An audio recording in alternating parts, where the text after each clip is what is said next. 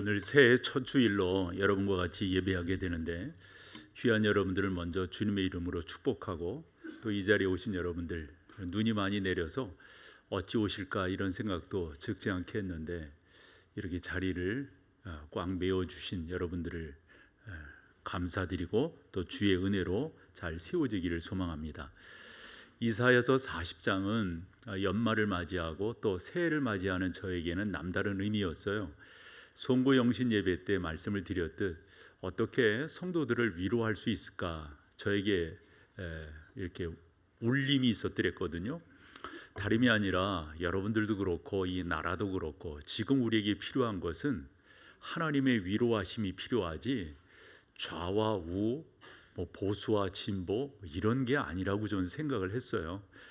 그런 가운데 목회하는 목사인 저는 어떻게 성도들과 하나님의 말씀을 나눌 것인가 라고 하는 방향성을 볼 때 위로하심 이 말씀이 가장 적절하다 싶어서 이사야서 40장 1절과 2절을 통해서 지난 송구 영신 예배 때 상고를 했고 이 40장을 쭉 묵상하면서 마지막 31절을 여러분과 같이 읽었잖아요. 여호와를 앙망하는 자는 그러면서 몇 가지 복된 내용들이 나와요. 그럼 여호와를 앙망한다고 하는 게 뭔가? 그렇구나.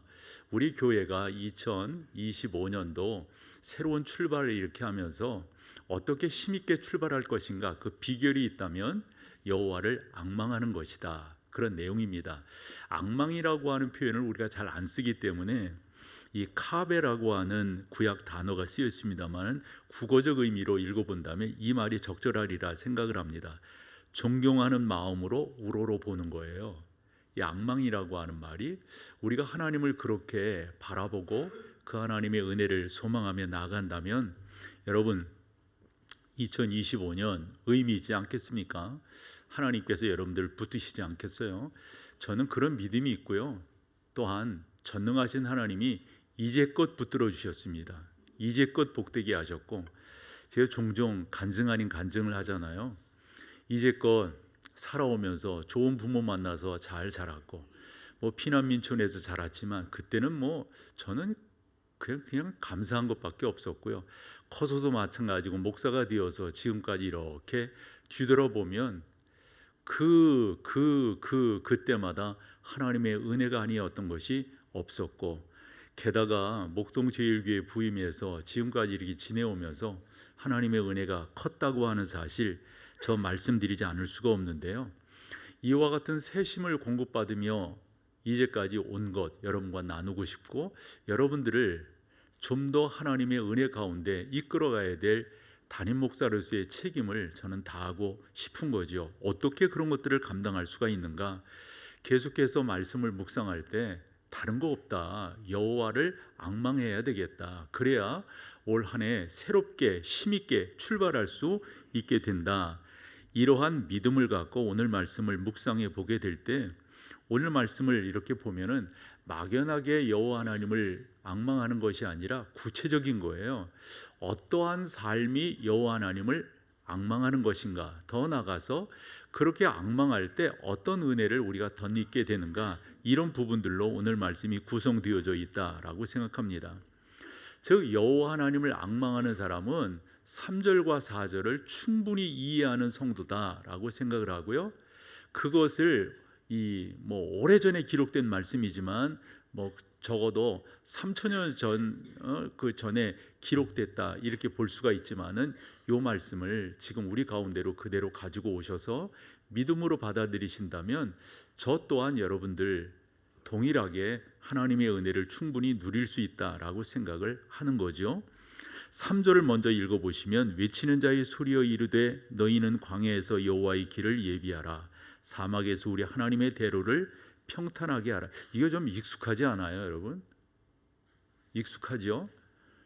우리가 다 신약 성경을 알기 때문에 이거 익숙해요. 어디서 들었더랬어요.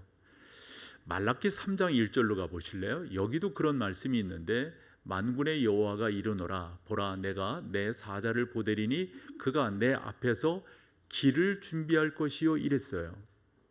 이 누구를 지칭하는 것 같잖아요. 그래서 여러분들이 아시는 대로 마태복음 3장 1절에서 3절을 보면 세례 요한이 등장하는데 바로 그 세례 요한이 이사야서 40장 3절, 말라기 3장 1절에 말씀하고 있는 그 광야에 외치는 자 바로 그다, 이렇게 우리가 알 수가 있다 하는 겁니다. 그러면 질문이 들잖아요. 그러면 목사님, 저에게 여러분들이 뭐지? 이렇게 생각할 것 같아요. 그러면 그것과 여호와를 앙망하는 자가 새 힘을 얻는다는 것과 무슨 상관이 있느냐, 이런 질문을 하실 것 같아요. 그래서 이 여호와를 앙망하는 자와 이 말씀을 어떻게 연결해 보아야 되냐면, 먼저 이해할 것은 이 말씀을 받는 사람들이 누구인가 말씀드렸어요. 조금 어렵다라기보다도 조금 복잡할 수가 있는데, 송구 영신 예배 때 이 말씀을 받게 되는 1차 듣는 사람이 누구라고 말씀을 드렸죠. 앞으로 120년이나 더 나가서 150년 후에 있게 될 바벨론 포로 시대의 그 이스라엘 백성들에게 이 말씀이 지금 예언으로 준비되고 있는 것이다, 이리 말씀을 드렸어요. 그렇다고 한다면 여러분, 송구의 영신 예배 때 이런 말씀을 드렸는데, 그럼 그 사람들이라고 한다면 그럼 여기에서 광야가 상징하는 건 뭐냐, 이거예요. 저는 쉽게 생각을 해서 이 광야라고 하는 것을 여러분들이 이해하시는 게 중요한데, 그 광야는 다름이 아니라 바로 어디를 상징하고 있는 거예요. 그러면 광야를 당시 이스라엘 사람들은 어떻게 이해하고 있었는가 하는 것들을 이해하는 게 중요한데요. 이스라엘 사람들에게 광야 그러면 죽음이에요. 사망이에요. 광야 그러면 이제 내 인생 끝났구나, 이런 식의 생각을 할 만해요. 두 가지의 예로서 설명을 해볼게요. 먼저는 창세기 16장에 가보면 두 여인이 다툽니다. 한 여인은 여러분들이 알다시피 사라고요. 또 한 여인은 누굽니까? 하갈입니다. 왜 다투는가 하면은 이스마일이라고 하는 아들이 있었는데, 이 이스마일이라고 하는 아들에 대해서 아마 하갈이 아브라함 남편에게 그렇게 말을 했던 것 같아요. 뭘 다른 아들을 찾느냐, 여기 아들이 있는데 근데 사라가 그것을 눈뜨고 못 보는 거죠. 그냥 요즘식으로 이렇게 본다면. 그래서 두 여인이 다투게 되는데 누가 결국은 그 다툼에서 이기는 거죠? 사라가. 그래서 하갈은 어찌 된다는 거예요? 아주 모질게 아브라함이 내쫓습니다. 어디로? 광야로 내쫓습니다. 이 광야로 내쫓는다고 하는 것은 너는 이제 끝난 거야, 너는 죽은 거야, 이렇게 나름대로 결정을 내리고 그렇게 보내는 거예요. 그런 과정 속에서 죽을 수밖에 없는 그 입장에 있는 하갈과 이스마엘을 하나님께서 당신의 천사를 보내어 돕습니다. 그럼 우리가 여기서 여러 가지를 생각할 수 있는데 그런 것들은 접어두자고요. 뭐를 설명드리라고 하냐면, 광야라고 하는 것은 그 당시 사람들에게 이렇게 인지되고 인식되고 있었다, 요 말이에요. 만약 그대로 뒀다면 죽을 수밖에 없는데, 하나님께서 창세기 16장을 가보면은 이 천사를 동원해서 그 하갈과 이스마엘을 어디로 인도했냐면 부엘라 헤로이라고 하는 우물로 인도합니다. 그래서 그 우물을 만나가지고 이 하갈이 살게 되는 거예요. 말인즉슨 광야, 그 당시 사람들의 이해로는 죽음의 땅이 끝난 거예요. 또 하나의 예를 들어본다면, 이제 절기가 되면은 이스라엘 백성들은 대표 주자가 나와가지고 그 제주라고 우리 생각을 하자고요. 그가 하나님 앞에 예배를 드릴 때 두 양이 있다면 그 한 양은 잡아서 번제로 드리고 한 양은 이 제주가 그 위에다가 안수를 합니다. 뭐라고 안수하냐면, 너는, 이 짐승에게 하는 거죠, 너는 나의 죄를 대신 짊어지고 죽게 된다, 이 말이에요. 죽게 된다. 그러면 이 제주는, 그것이 사실 원시복음이라고 하는 거거든요. 나중에 예수 그리스도께서 나를 위하여 죽으실 것을 예표하고 그렇게 하는 거예요. 그러면 이렇게 안수되어진 이 양을, 또 그것을 우리는 염소라고 볼 수도 있는데, 이것을 어디로 보내요? 광야로 보낸다고요. 그렇게 보내지는 그 염소를 우리가 뭐라고 말합니까? 아사셀의 염소다, 이렇게 말해요. 그럼 아사셀이라고 하는 게 뭔데? 봤더니 그건 당시 이스라엘 사람들에게 나름대로 전해지고 있는 광야를 다스리고 있는 악한 영이에요. 악한 영. 그렇게 보내지면은 그 악한 영에 의해서 죽임을 당한다, 이런 말이에요. 자, 요 말을 하려고 장황했거든요. 광야, 그 당시 사람들에게 무엇으로 인식된다? 예, 죽음이에요. 죽음이에요.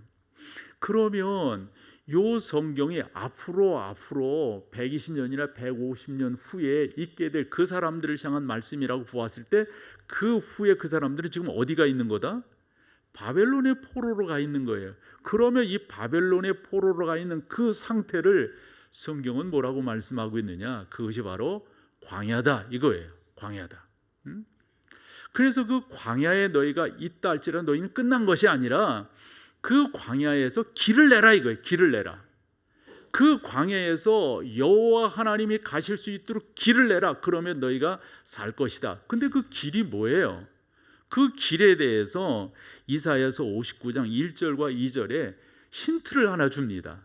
그게 뭐냐면 같이 읽어보시죠. 여호와의 손이 짧아 구원하지 못하십니다. 자, 잠깐만, 이건 무슨 상황이에요? 바벨론의 포로 되어져 가 있는 상황이에요. 이 상황에서 여호와 하나님이 너희를 구원치 못하시는 것, 그게 손이 짧거나 뭐예요? 귀가 둔해서 듣지 못하심도 아니다는 거예요. 그러면 왜 너희가 구원을 받지 못하고 그 지경까지 떨어지게 되어서 광야라고 하는 곳에 살고 있느냐? 그 다음 절, 오직 너희 죄악이 여호와와 너희 하나님 사이를 어찌했다? 너희 죄가 그의 얼굴을 가리어서 너희에게서 듣지 않으시게 함이 되었다, 이런 말이에요. 그러니까 이 말씀을 통해서 우리가 힌트를 하나 얻게 되는 것은, 지금 왜 그 사람들이 앞으로 되어질 일이지만 광야에 가게 된다고요? 그 광야는 바벨론인데 왜 거기에 가게 된다고요? 뭐 때문에? 그들의 죄 때문인 거예요. 살 길은 뭡니까? 그것을 마태복음 3장 1절에서 3절 사이에서 세례 요한이 와서 그 자로 와가지고 정확하게 외치는 거예요. 뭐라고 외치는가?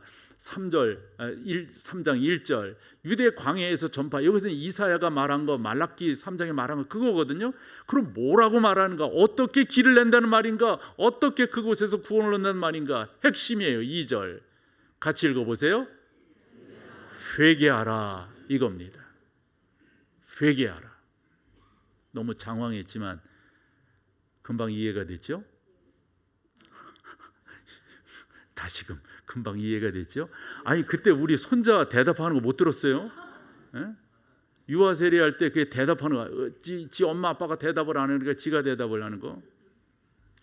여러분, 제가 여러분들의 사정과 형편을 다 몰라요.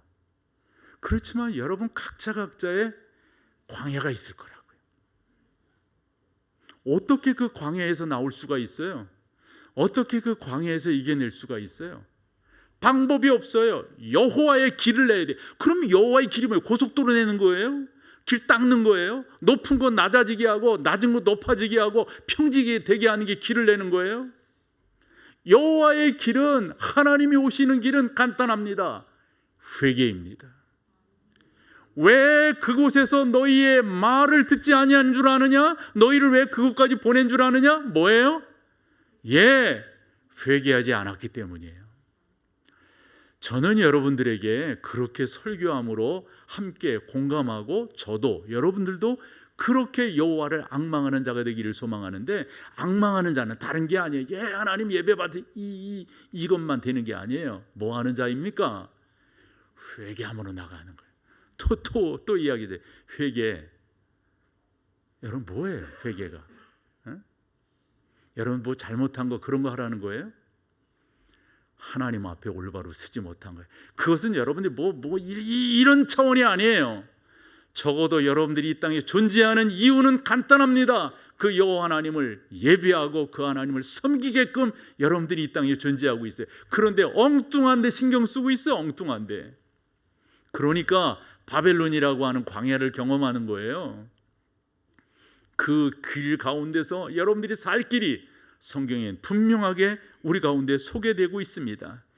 회개하는 겁니다. 회개하라, 천국이 가까이 왔느니라. 그러면 여호와께서 그 길을 통하여 여러분 가운데 임하시는 거예요. 그러면 그 하나님이 여러분들을 통하여 놀라운 역사들을 이루어 내시는 거죠. 이 광야라고 하는 것을 통해서 우리가 또 얻게 되는 것은, 광야는 여러분 말씀드린 대로 죽음을 상징하는 곳이지만, 반면 바벨론에 가서 죽는 건 아니잖아요. 다. 그럼 바벨론에서 뭐를 깨닫습니까?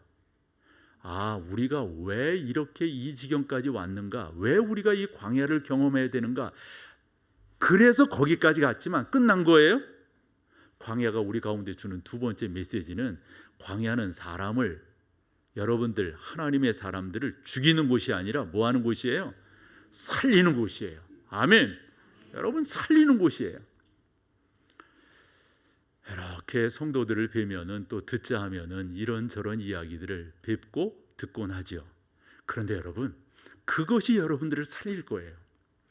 제가 그래서 그 광야라고 하는 그 찬양, 우리가 잘 아는 찬양인데, 그 가사말을 보면, 왜 나를 깊은 어두움 속에 홀로 두시는지, 어두운 밤은 왜 이렇게 길었는지, 나를 고독하게, 나를 낮아지게, 세상 어디에도 기댈 곳이 없게 나를 왜 이 광야에 쓰게 하셨는가? 이유가 뭡니까? 그 다음 가사입니다. 그 다음 가사 보여줘 보세요. 아니, 그 주님만이 내 도움 되시고 주님만이 내 빛이 되시는 것을 뭐 하게끔 알기 위해서? 깨닫게끔 알기 위해서. 그 다음 가사 줘 보세요. 주님만이 내 친구고, 주님 그분만을 의지해야 된다고 하는 것을 깨닫게끔 하기 위해서 나로 하여금 어디를 지나게 하신다? 광야를 지나게 하신다. 이게 여러분 여호와를 앙망하는 자. 그렇군요, 하나님. 하나님만이 저의 길이군요. 그렇군요, 하나님. 하나님만이 저의 삶이군요. 라는 것을 깨달으며 나가게 된다 하는 것입니다. 사랑하는 여러분, 광야는 여러분들을 살리실 겁니다. 그곳에서 여러분들은 여호와의 이름을 더 온전하게 부를 겁니다. 저는 요즘에 우리나라를 이렇게 뵈면서 저 같은 사람이 뭔 힘이 있겠습니까마는, 그러나 생각은 할 수 있잖아요. 그때 저는 어떤 생각으로 오늘 새벽 시간도 말씀을 드렸냐면, 김용기 장로님의 그 외침이 생각나는 거예요. 뭐라 하셨어요, 그분? 조국이여 안심하라. 어떻게 안심할 수가 있어요? 강력하게 이야기하셨어요. 내가 기도하고 있다. 여러분, 지금 우리가 해야 될 것이 있다면 여호와 하나님을 앙망하고 그 하나님 앞에 그냥 냅두자고요. 길거리에서 많이 냅두자고. 우리는 우리의 길을 가면 돼요. 여러분, 적지 않게 저 같은 경우도 보면 이렇게 몇 차례 경험한 것들이 있어요. 여러분들 마찬가지실 거예요. 우리 민족으로 본다면 지난 100여 년 동안 경험한 것, 체험한 것들이 너무 많음에도 불구하고, 그래서 우리가 믿는 것 중에 하나가 있어요. 뭐를요? 여호와 하나님께서 당신의 독생자 외아들을 통하여 우리 가운데 분명한 것을 보여주셨는데, 뭐를요?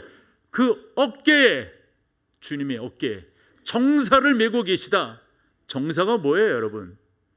우리가 염려하고 걱정하고 홍이니 파치니 공이니 맨날 이야기해 봐봐요. 지금 우리가 해야 될 것이 있다면 여호와 하나님을 앙망하는 겁니다. 그 하나님이 우리를 왜 이곳에 있게 하셨는가? 적어도 그냥 내 개인만으로 생각할 것이 아니라, 나라고 하는 존재가, 주님의 교회인 이 목동 제일교회가 적어도 어느 정도의 가슴을 열고 이 나라와 이 민족을 품어야 될 것인가?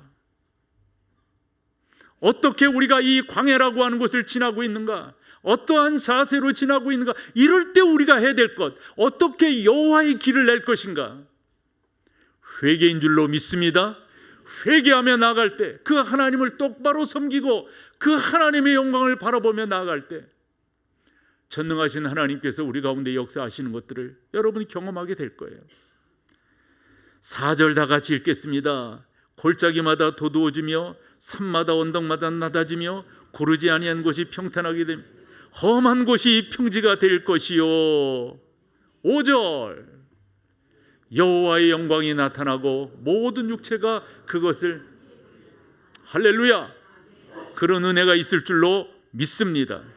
그런데 여러분, 여호와의 영광이 나타나는 그 영광이 뭐냐고요? 그 영광이, 우리가 성경을 보면서 막연할 때가 많아요. 근데 저도 이렇게 성경을 공부해 보면요, 성경은 확실히 성경으로 풀고요, 성경은 성경의 답이 있어요. 그러면 여호와의 영광이라고 하는 것을 성경에서 누가 제일 잘 이해했는가 보면은 저는 요한이라고 생각해요. 요한. 그래서 저자 요한이 여호와의 영광을 구체적으로 딱 보여줍니다. 그게 요한복음 1장 14절입니다. 그 영광이 뭔가 같이 한번 읽어보세요. 말씀이 육신이 되어 우리 가운데 거하심에, 누굽니까 여러분? 그분이. 계속 읽어봐요. 우리가 그 영광을 보니. 여타 사람들은 생각했어요, 그냥 네 집 애로구나. 여타 사람들은 그렇게 생각했다고요.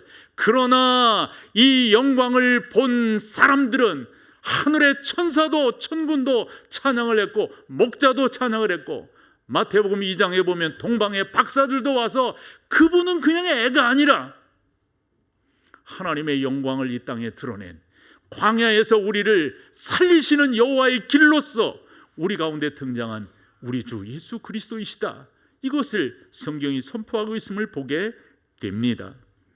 그러므로 사랑하는 여러분, 올 한 해 딱 먹으세요. 마음 먹으세요. 나 이렇게 살 거야. 어떻게 해요?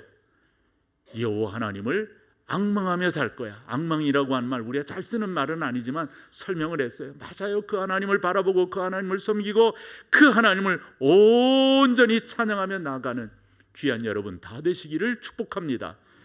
또 하나가 있어요.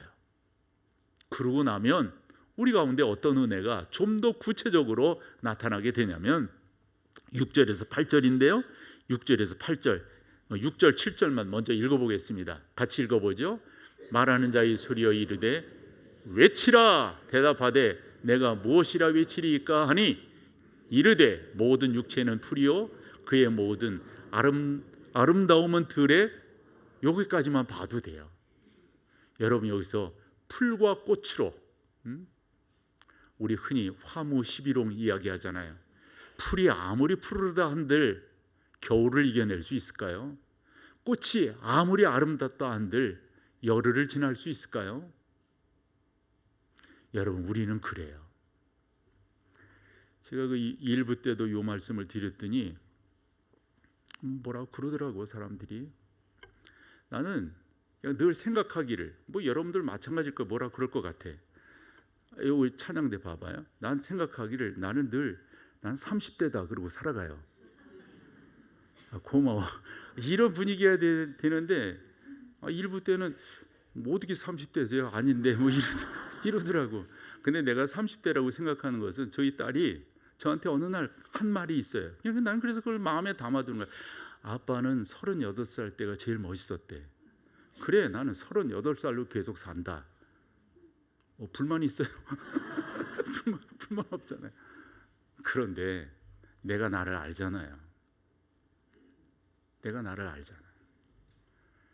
제가 우리 남자들, 이제 우리 선배되는 우리 형님들 이렇게 뵈면은 남자는 어디서 꺾이는가, 어디서 다운힐을 이렇게 크게 겪는, 뭐 잘 준비하고 잘해서 이렇게 오셨어요. 근데 어쩔 수 없더라고.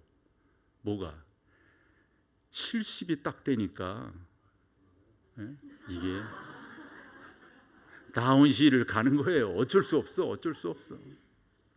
다 그렇게 갑니다. 다 그렇게 가요. 다 그렇게 가요. 아무리 좋은 화장품 쓰더라도 목에 주름 어찌 없애겠어요? 방법이 없어요. 지난 금요일에 저희 교회에서 몇 명의 사람들이 모였는데 한 친구가 절더라고. 그거 아주 친한 친구인데 너 왜 그러냐 그랬더니 한 번은 손이 이렇게 어느 날 이 손이 뭘 하다가 이게 제껴져 버렸어. 그게 안 내려오더래. 그 자기 왜 이게 안 내려오나 그랬대. 병원에 가서 해봤더니 인대가 이게, 그다음 이야기 안 할게요. 그리고 여기다 뭘 대고 있어. 걔요. 아주 제일 친한 친구예요. 근데 그날은 다리를 절고 오더라고.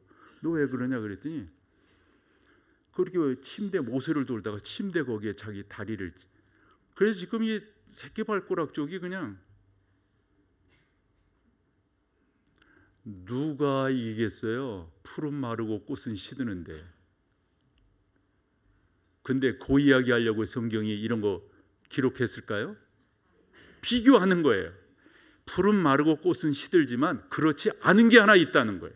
그렇죠. 여러분, 그거 잡는 게 여러분들이 여호와를 앙망하는 거고요. 그거 잡는 게 여러분들 가운데로 나아가는 거예요. 근데 그게 뭐냐? 8절입니다. 오늘 마지막 절이죠. 같이 읽어봐 보세요. 풀은 마르고 그렇게 되지만 뭐만은 우리 하나님의 말씀은 영원히 서리라. 아멘. 아멘. 여호와를 앙망하는 것이 뭡니까? 나 건강해, 나 잘 준비해 왔어. 천만의 말씀. 전 목사니까 목사 세계도 쟁쟁하던 분들 다 이래요. 내가 언제 이야기했잖아. 저분이 화장실 나오면서 이거 올리고 간신히 나오시더라고. 우리 교단에서 존경받는 분이에요.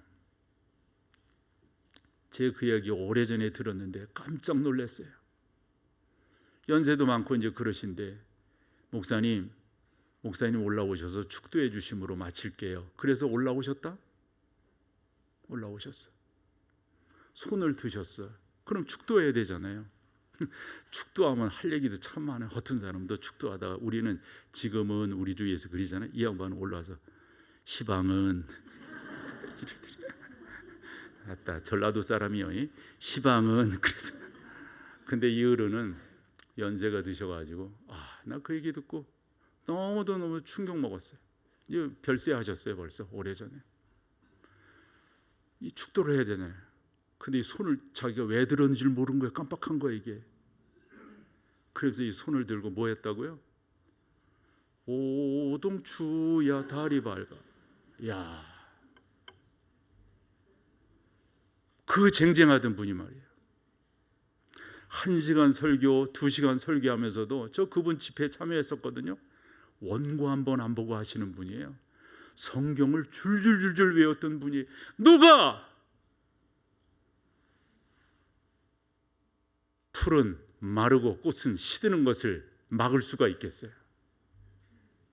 여호와를 앙망하는 자는 그거 기대하는 자가 아니에요. 여호와를 앙망하는 자는 뭡니까? 그 하나님의 말씀, 그 말씀만이 나에게 온전한 길이 된다고 하는 사실을 믿고 나아가는 그런 하나님의 사람인 줄로 믿습니다. 그 사실을 베드로도 너무 잘 깨달아서 베드로전서 1장 23절에서 25절까지 이런 말씀을 주었어요. 같이 읽으세요.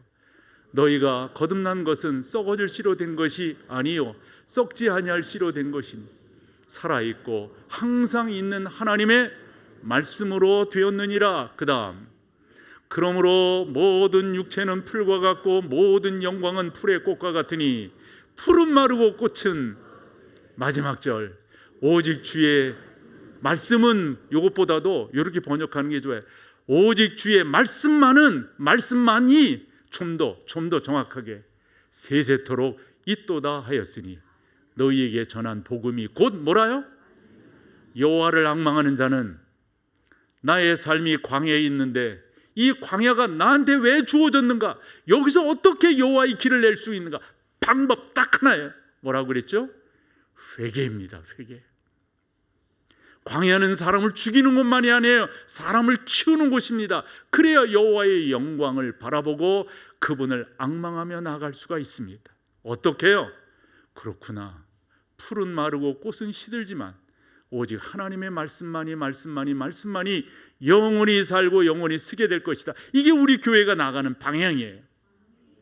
그런 교회로, 그러한 여러분들로 올 한 해도 승리하며 나가기를 소망합니다.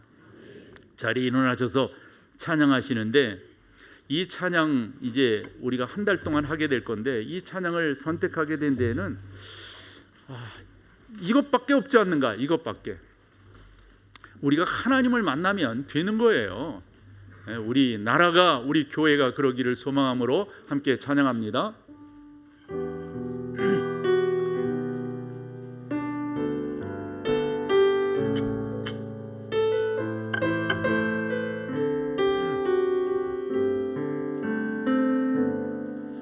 모든 것이 끝났다고 말하는 사람들의 말을 듣지 말아라. 하나님은 아직도 너에게서 시선을 떼지 않았다. 세상에서 답을 찾지 마라. 사람들을 의지하지 말아라. 너의 모든 문제는 하나님만이 해결할 수가 있다. 기도를 쉬지 마라. 찬양을 멈추지 마라. 하나님이 너를 주목하고 있다. 예배에 집중하라.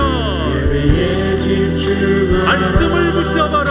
말씀을 붙잡아라. 그러면 하나님을 만나면 끝날 것이다. 가는 길 멈추지 마라. 가는 길 멈추지 마라. 뒤를 돌아보지 마라. 하나님이 너를 축복하고 있다. 의심을 하지 마라. 절대 포기하지 마라. 하나님을 믿으며 끝난 것이 예수의 이름은 예수의 이름은 세상의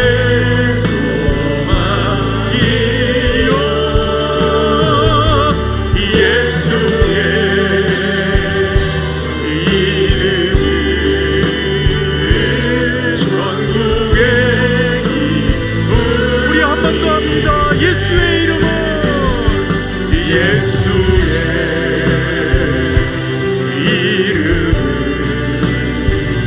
세상의 소망이요. 예수의 이름은 천국의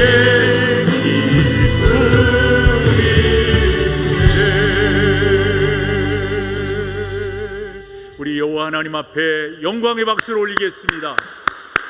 할렐루야. 하나님만이 찬양을 받아 주시옵소서. 이제는 우리 주 예수 그리스도의 놀라우신 은혜와 아버지 하나님의 그 크신 사랑하심과 성령 하나님의 인도하심,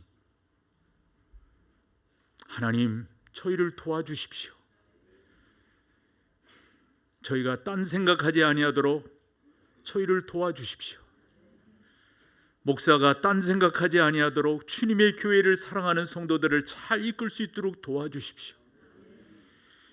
이 나라와 이 민족, 하나님 너무 우리가 광야에 깊숙이 들어와 있습니다. 이 땅의 지도자들에게 은혜를 베풀어 주시옵소서. 전능하신 하나님, 사랑하는 성도들의 삶을 붙들어 주시고 우리의 자녀들을 지켜 주시옵소서. 이 모든 은혜가, 이 모든 교통하심이 귀한 여러분들의 삶 속에 이제로부터 영원토록 함께 계실지어다. 아멘. 아멘.